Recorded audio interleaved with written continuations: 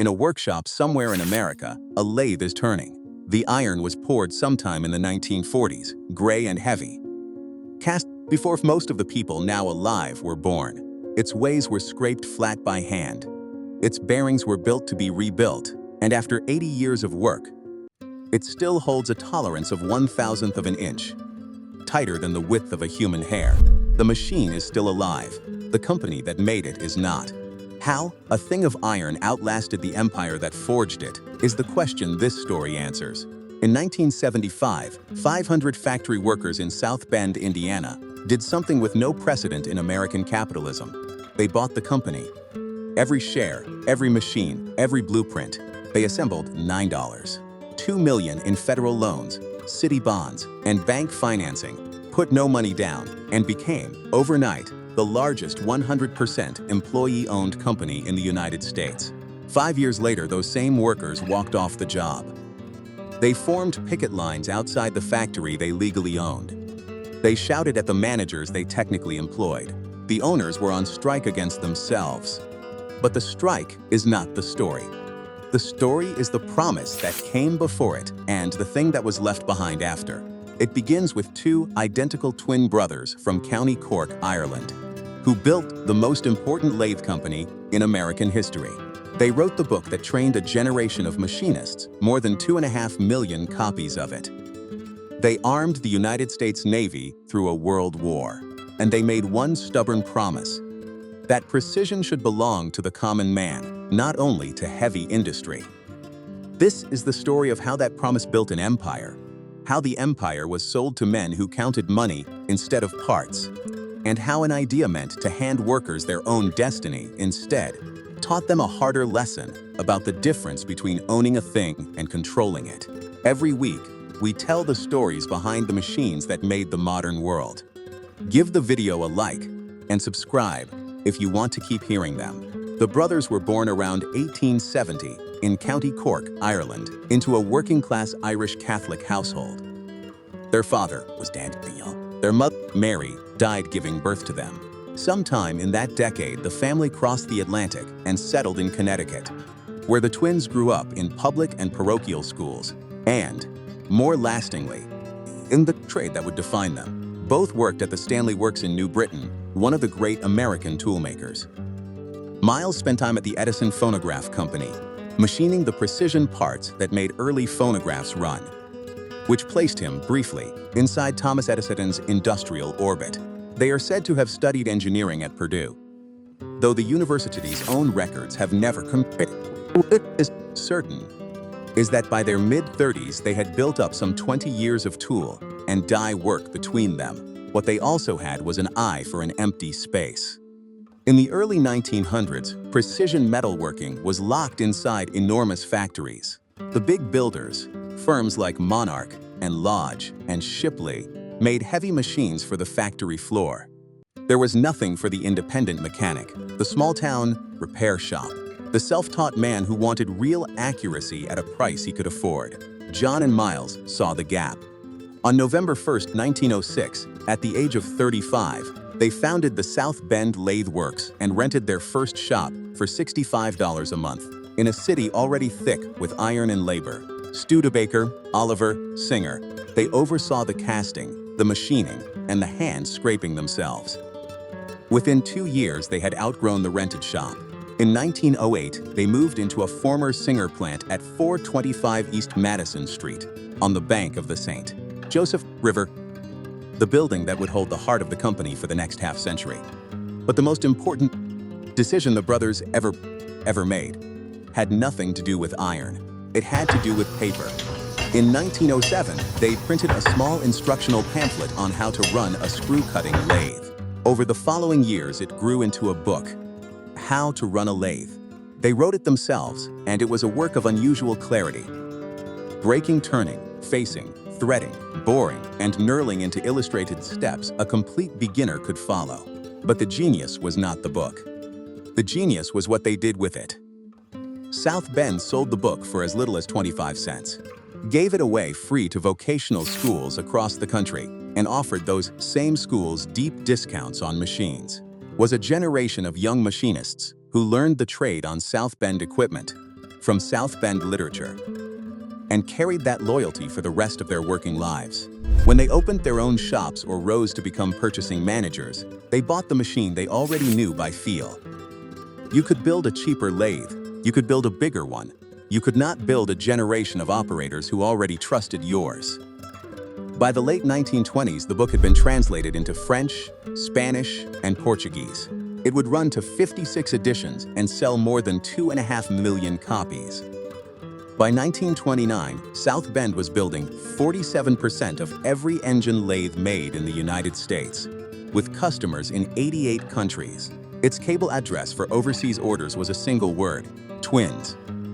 The brothers ran the company with a structure as unusual as their birth, trading the presidency back and forth every 2 years, one serving while the other stood second, for 3 decades without friction.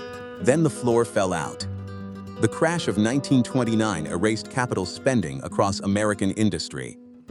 Factories stopped buying machines.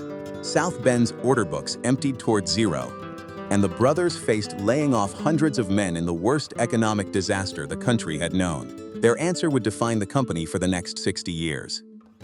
In 1933, they designed a small lathe, the 9-inch workshop model, and released it in January of 1934 for $75 as roughly $1,700 in today's money. It was a real precision tool, stripped of everything inessential and nothing that mattered. They advertised it in popular science and aimed it straight at the Depression-era faith in self-reliance. Buy this lathe, put it in your garage, and you can repair parts, true armatures, make your own tools. You do not need a factory. You need $75 and a copy of How to Run a Lathe. It worked. The 9-inch sold in numbers that carried the company through the worst of the decade. Competitors existed. Atlas sold a cheaper machine through Sears under the Craftsman name, a lathe most machinists judged to be built to a price rather than to a tolerance. Logan sold through Montgomery Ward, but none of them owned what South Bend owned, which was the schools, the textbook, and a loyalty already set like cooled iron. By 1936, the company employed 407 workers building roughly 100 different configurations.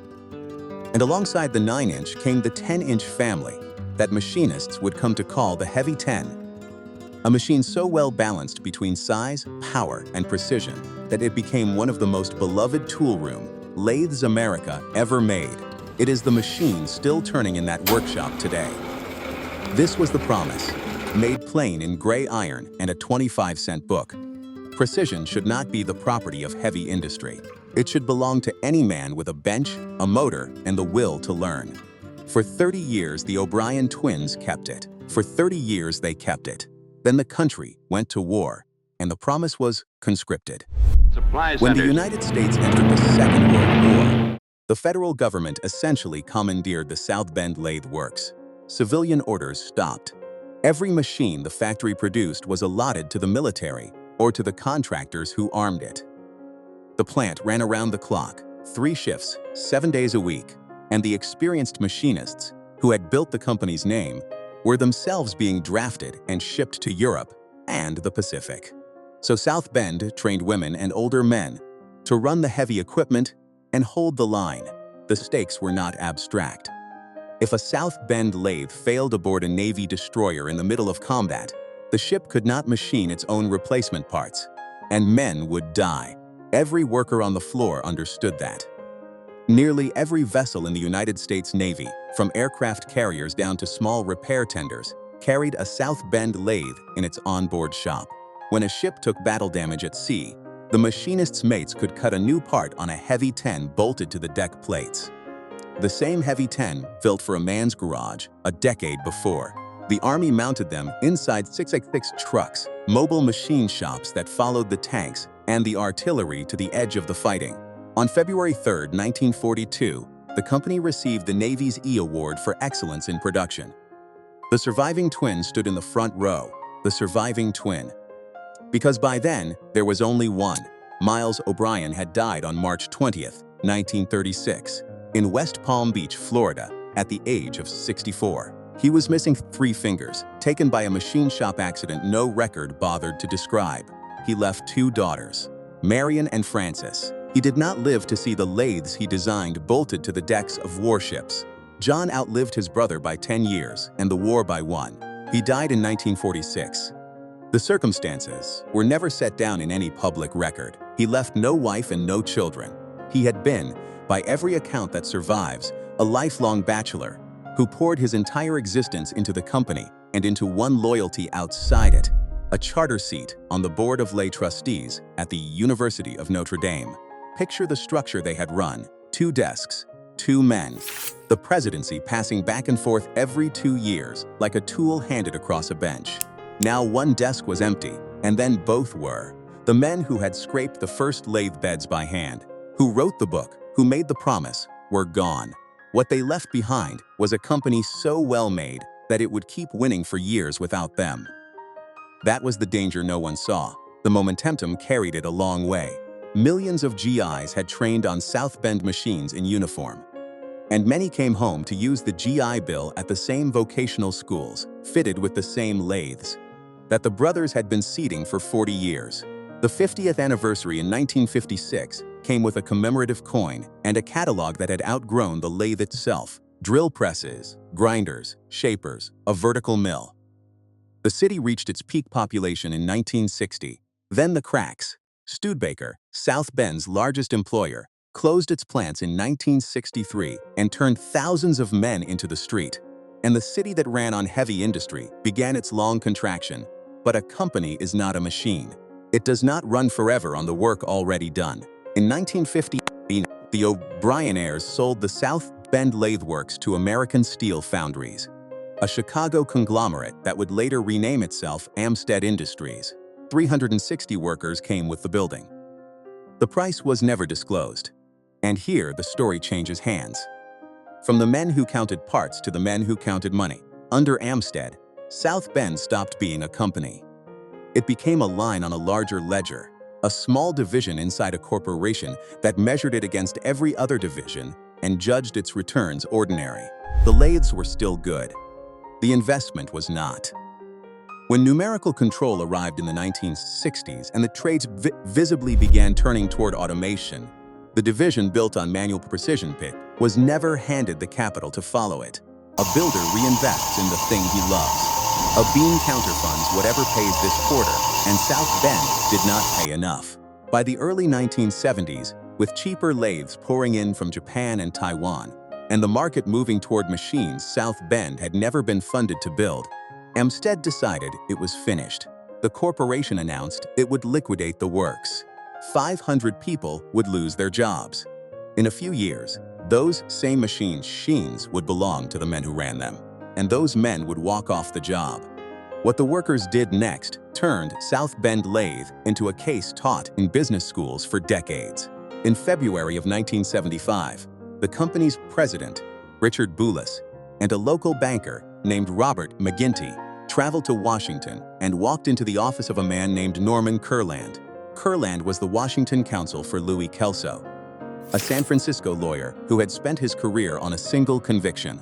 Kelso believed that the central failure of capitalism was that ordinary workers never came to own any capital. They earned wages, and they spent them, and the machines they ran belonged to someone else. He had built a legal instrument to change that, the Employee Stock Ownership Plan, and he had found a patron in Senator Russell Long of Louisiana, son of Huey Long and chairman of the Senate Finance Committee, the most powerful tax writer in Washington, who pushed Kelso's idea into law. What followed, Kurland later said, was 5 near-miraculous months. They assembled $2 million with no money down, structured as a leveraged employee stock ownership plan funded by a Federal Economic Development Administration loan, a loan from the city of South Bend, and local bank financing. On the day the deal closed, the 500 workers of South Bend Lathe owned 100% of the company's stock. It had never happened before in the United States.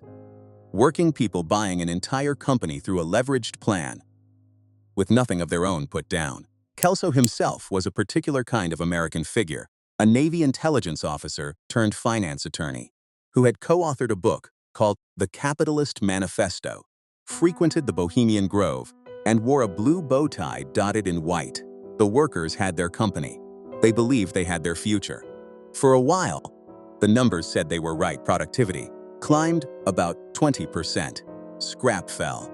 Pre-tax profits rose roughly 10%, and by 1979 sales had nearly doubled to $24 million. Politicians held South Bend Lathe up as proof, the living evidence that employee ownership was the future of American manufacturing, that a worker handed a stake in his own factory would outwork any wage earner alive. The men who had scraped together a company believed, for a few years, that they had also rewritten the rules of who gets to own one. Richard Boulis, 53 years old, said so himself, and said it gladly. The experiment was working. The country was watching. A factory full of owners. Then the dream collapsed. The flaw had been built into the deal from the first day, and it was the kind of flaw that does not show until weight is put on it. The workers owned the stock. They did not control the votes. Management kept voting control over the large block of shares that had not yet vested to individual employees, which meant the men who supposedly owned the company could not actually direct it. The United Steelworkers had won 2 seats on the board. 2 seats decide nothing.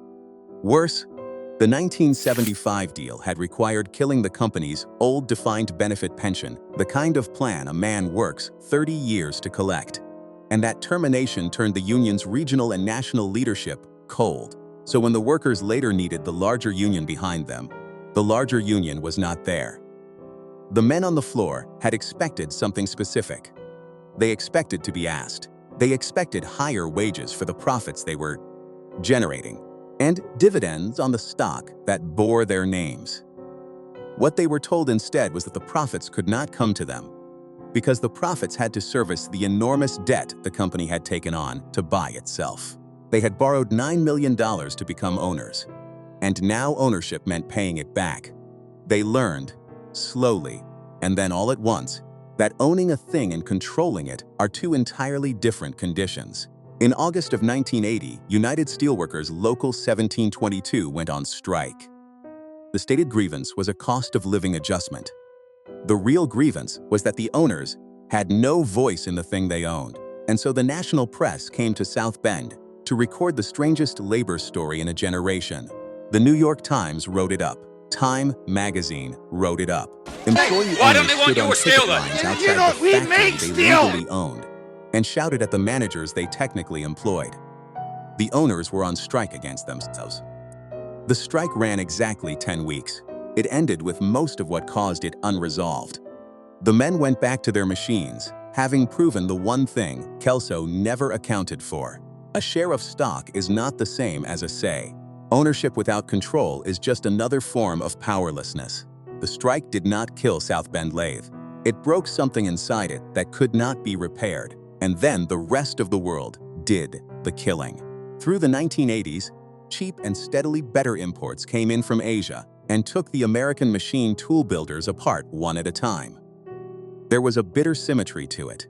Japan had rebuilt its shattered industry after the war using American machine tools, South Bend lathes among them, and was now sending precision equipment back across the Pacific at prices no domestic maker could touch.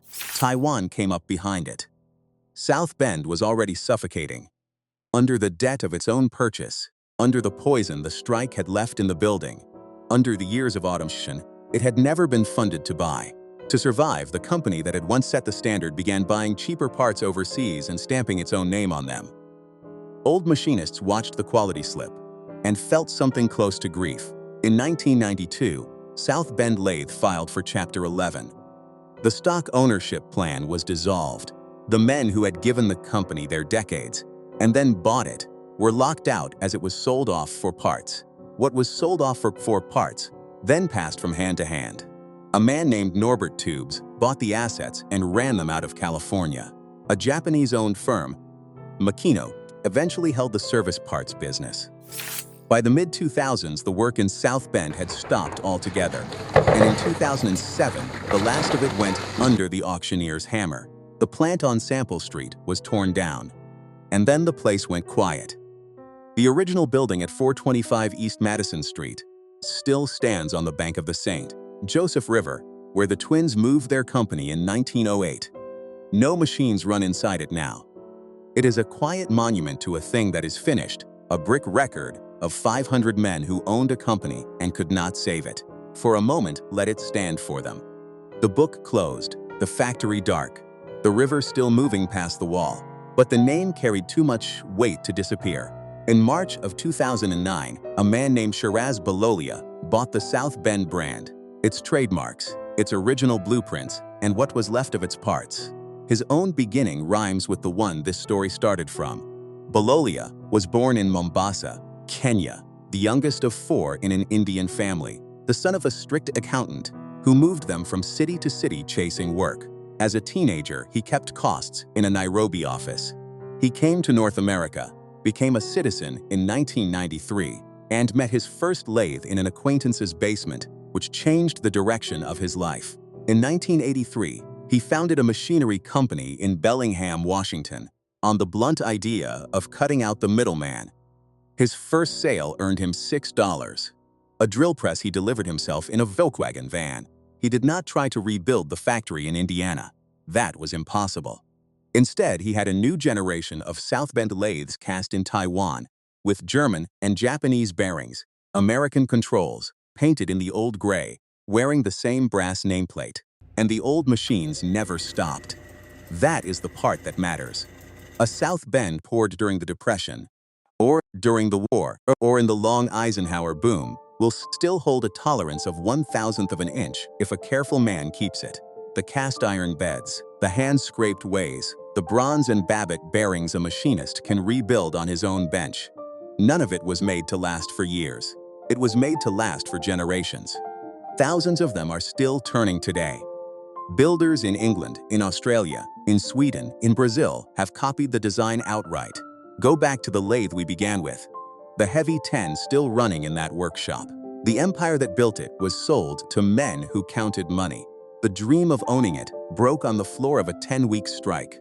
The world undersold it, and the conglomerate starved it. And still the machine holds. Because the one promise no one could betray was the one the twins cast into iron instead of into stock. Precision for the common man. It was the only thing they made that could not be repossessed. There is one last thread. In 1946, the year John O'Brien died, Miles's daughter Marion sat at her kitchen table and invented a waterproof diaper cover out of surplus parachute nylon. She debuted at Saks Fifth Avenue, sold the rights for $1 million, and went on to hold 17 patents. The instinct outlived the men, even outside the shop. John and Miles started with a rented room and $65 a month. They wrote the book, they trained the machinists, they armed the Navy. The company died, the factory came down, the city's industrial age ended, and both brothers were gone before the worst of it. But the machines are still turning. The book is still in print. And the name still means something to anyone who has clamped raw stock in a chuck and cut it into something true. That is what was left behind. If you ran a South Bend or learned the trade on one, tell us in the comments. What did you build on it, and is it still turning? If this story was worth your time, give it a like. It genuinely helps the channel. Share it with a machinist in your life who would understand it. And if you want more stories about the machines that made the modern world, subscribe and stay a while. There is plenty more iron to come.